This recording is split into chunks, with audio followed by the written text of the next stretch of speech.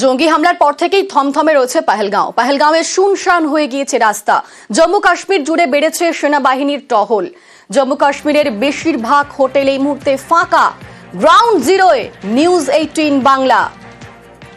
পাহেলগাঁওয়ে এই মুহূর্তে শুনশান রাস্তা, বেশিরভাগ হোটেল ফাঁকা হয়ে গিয়েছে এবং সেখানে সেনাবাহিনীর টহল বেড়েছে। জম্মু কাশ্মীর জুড়ে বেড়েছে সেনাবাহিনীর টহল।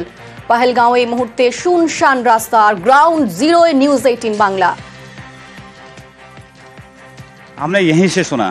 बैसर में फायरिंग हो गई, ऐसी ऐसी भगदड़ मच गई, फिर सब होटल बंद हो गया, मार्केट भी बंद हो गया। फिर टूरिस्ट वगैरह भी वापस आने लगे वहाँ से। क्या बोल रहे थे वो लोग? उधर तो बोलते हैं फायरिंग हो गया, ऐसे ही बोलते हैं। हमने भी बंद किया पूरा।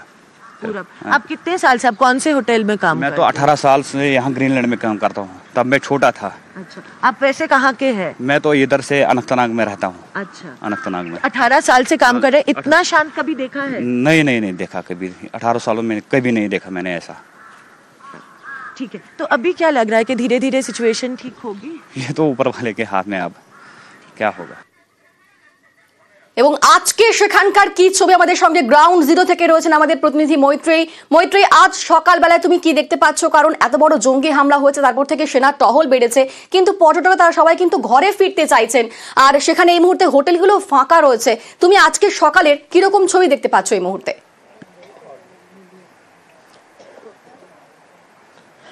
দেখো, আমি এই মুহূর্তে যেখানে রয়েছি, আমরা পেহেলগাঁও থেকে বাইসেরন যাওয়ার রাস্তায় রয়েছি।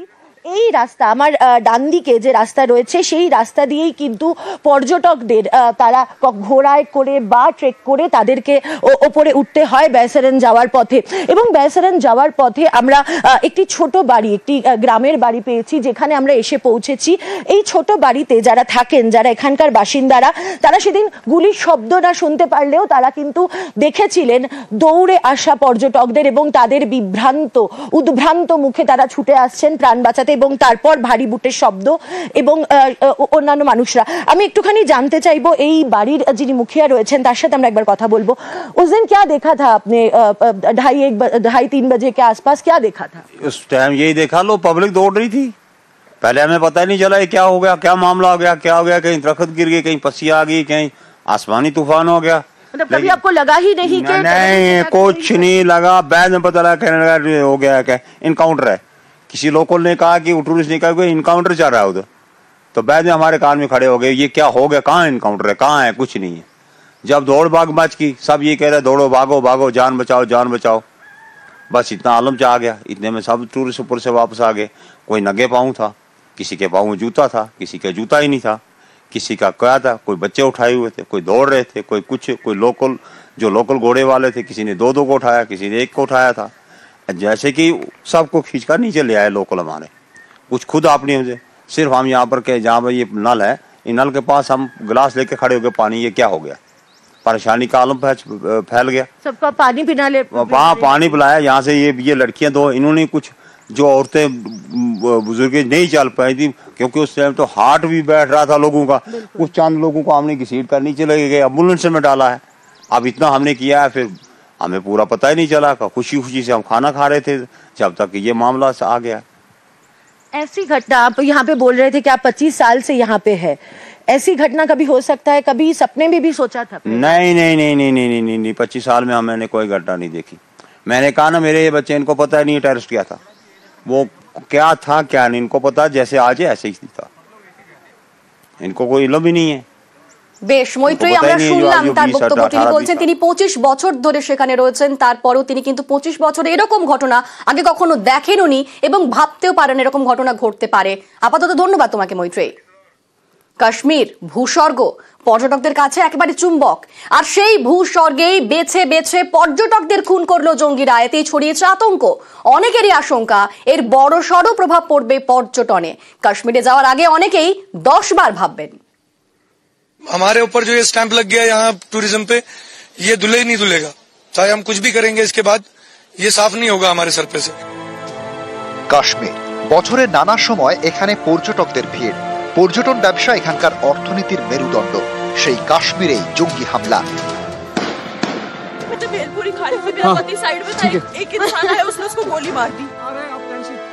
বেছে বেছে পর্যটকদের গুলি করে খুন করলো জঙ্গিরা। দক্ষিণ কাশ্মীরের পেহেলগাঁও। এখানকার বৈশরণে প্রাণ গেল ২৬ জনের। স্থানীয়দের অনেকের আশঙ্কা এতে বড়সড় ধাক্কা খাবে পর্যটন ব্যবসায়। জম্মু কাশ্মীর কিন্তু ইকোনমিক্যালি আস্তে আস্তে ওপরের দিকে আসছিল। ওটা তো বেসিক্যালি ট্যুরিজমের উপরেই ওরা ডিপেন্ড করে। এটা কিন্তু ওদের কাছে একটা বিরাট বড় অশনি সংকেত পাকিস্তানিদের কাছে।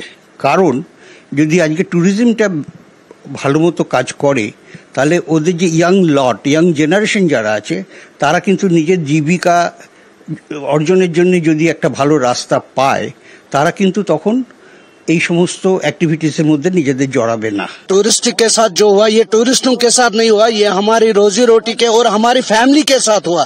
और पहलगाम जो है पूरा टूरिज्म के ऊपर ही चलता है, चाहे जितने भी एसोसिएशन है पूरा टूरिज्म के ऊपर ही चलता है। 99% टूरिज्म के। हमारे आंखों में अभी भी रोना आता है।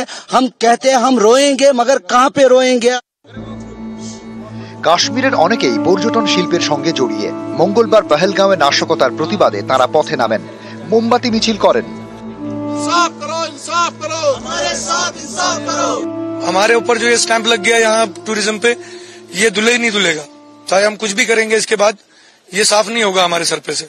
और जो लोग भी इसमें इन्वॉल्व हैं वो ऐसा पनिश होने चाहिए ताकि आने वाले वक्त में लोगों को याद रहे कि ऐसा कुछ दोबारा हम ना करें। পর্যটন ব্যবসায়ীরা বলছেন পশ্চিমবঙ্গ এবং গুজরাট থেকে সব থেকে বেশি পর্যটক যান কাশ্মীরে। বিদেশি পর্যটকদেরও পছন্দের ডেস্টিনেশন। মঙ্গলবারের জঙ্গি হামলার পর অনেকেই ট্যুর কাটছাঁট করে বাড়ির পথ ধরেছেন, কিন্তু বিমানের টিকিট কাটতে গিয়ে মাথায় হাত। কলকাতায় ফিরতে টিকিটের দাম ৮৫,০০০-এ পৌঁছে গিয়েছে বলেও দাবি। লোকে যারা ফিরতে চাইছেন কেউ তো ইচ্ছা করে ফিরতে চাইছেন না, তারা সবাই ভয়ে আতঙ্কে তাদের প্রোগ্রাম শিডিউল তারা ক্যান্সেল করে ফিরছেন। একটা তো তারা দেখতে পারলেন না, আরেকটা তাড়াতাড়ি ফিরতে যাওয়ার জন্য বাড়তি গুণাগার দিতে হচ্ছে। এটা ঠিক কাজ হচ্ছে বলে আমি মনে করি। পর্যটকদের উপর প্রত্যক্ষভাবে আঘাত বোধহয় এবার প্রথমবার হলো। কোভিডের পরে এই প্রথমবার কিন্তু বিদেশি পর্যটন, ইনকামিং ট্যুরিজম যেটা আমরা বলি, সেটা কিন্তু ঘুরে দাঁড়িয়েছে। এবার সেই বাড়াটার ইম্প্যাক্টটা আমরা পেতে শুরু করেছি 2026 সালে। এবার আমি চিন্তিত আছি যে জায়গাটা পৌঁছাতে পেরেছি সেটা আগামী দিনে এই যে ঘটনা তার যে প্রভাব, এবং সেটা কিন্তু একটা বড় চ্যালেঞ্জ। এই পিক সিজনে যেখানে ট্যুরিস্ট প্রায় কয়েক লক্ষ বললেও কম বলা হবে, তাদের এই ধরনের মর্মান্তিক ঘটনা সামগ্রিক কাশ্মীরের যে ট্যুরিজম, ভারতবর্ষের যে মেন একটা অন্যতম গন্তব্য জায়গা জম্মু অ্যান্ড কাশ্মীর, তার ট্যুরিজমের উপর একটা ভয়ঙ্কর এফেক্ট পড়বে। আগামী ৩রা জুলাই থেকে শুরু হবে অমরনাথ যাত্রা। তার আগে দক্ষিণ কাশ্মীরের পেহেলগাঁওয়ে জঙ্গি হামলা। এই পেহেলগাঁও থেকে ১৬ কিলোমিটার দূরে চন্দনওয়াড়ি থেকে জুলাইয়ে শুরু হয় অমরনাথ যাত্রা। তার আগে সেই পেহেলগাঁওকে রক্তাক্ত করল পাক জঙ্গিরা। এ রাজ্য থেকে অনেকেই গিয়েছেন পেহেলগাঁও। কারো বাড়ি মেদিনীপুর, কারো বাড়ি কোলাঘাট, কারো বাড়ি বালুরঘাট। সকলে এখন ভালোই বাড়ি ফিরতে পারলে বাঁচেন। নিউজ 18 বাংলা।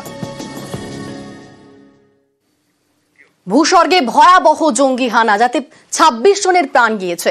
তার মধ্যে রয়েছেন পশ্চিমবঙ্গের ৩ জন। কাশ্মীরে জঙ্গি হামলার প্রতিবাদ, কাশ্মীরে নিহত পুরুলিয়ার ঝালদার বাসিন্দা। প্রতিবাদে ঝালদায় ধর্মঘটের ডাক। ঝালদা নাগরিক মঞ্চের ডাকে ধর্মঘটে আংশিক প্রভাব পড়েছে।